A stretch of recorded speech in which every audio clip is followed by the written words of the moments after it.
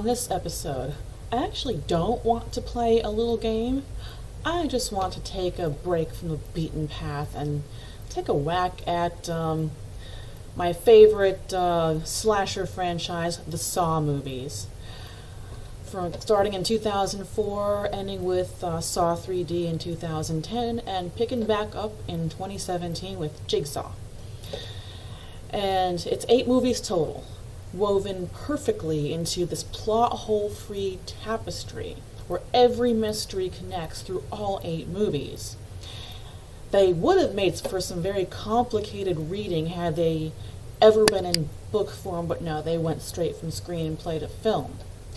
And through it all of the Jigsaw game players are supposed to learn their lessons in don't abuse yourself, don't lie, don't cheat, don't steal, don't abuse others, don't be a rat, don't be corrupt, don't prostitute yourself. And on that note, that one who was strapped into the scalping chair in Saw 4.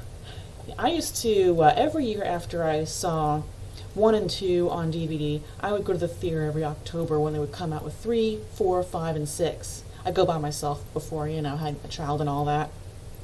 Anyway, on Saw 4, I saw the scene with the scalping chair. And I had long hair at the time, so this scene had me cringing and recoiling in my chair.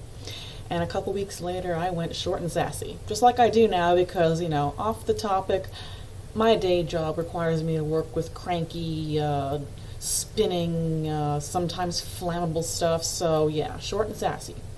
Anyway, back to Jigsaw game rules. Don't do drugs. Don't sell drugs. Don't be a frequent flying jailbird. Don't be apathetic. Don't be part of the problem. Don't be sadistic. Don't self-sacrifice. In the case of, again, Saw 4, Detective Rigg, who has kind of a hero complex, and Jigsaw's trying to sort of educate him out of it. And obviously, because the Saw movies are always tragic, he doesn't learn. Don't be hot-headed. Don't work in predatory lending. Don't work for an HMO. Don't use people. Don't be complicit. Don't surround yourself with shitty people. Don't be racist. Don't be selfish. Don't be vengeful. Don't kill anyone. Don't toy with other people's lives. All of which are covered under a pretty generalized umbrella clause of don't be a douche. So, 8 movies in.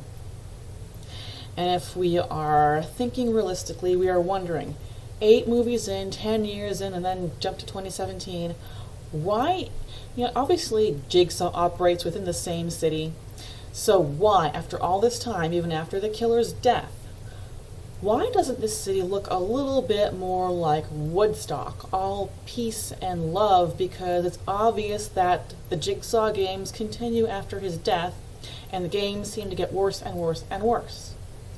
Another thing that I don't quite get, when it comes to the don't be a douche clause, what about Detective Carey in Saw 3? Why did she deserve a game just for doing her job? She was put in the game before it was discovered that Detective Hoffman was killing everyone in his way just to cover his tracks. She was not a part of this. And in her little intro before she had to play her game, she was told that she relates more to a cold corpse than to a living, breathing person. Well, come on, she's a homicide detective, and the Jigsaw killings kept her pretty busy. So, that's the nitpick file on the Jigsaw game. So you can call me hot-headed if you want, but this is something I kind of enjoyed. Mostly because of the mystery, not because of the gore. I'm not that dark-sided. Come on, people. Anyway, I just wanted to do this just to buy myself some time while I finish reading a couple others for the next couple episodes. But thank you for tuning in. I'll see you next time.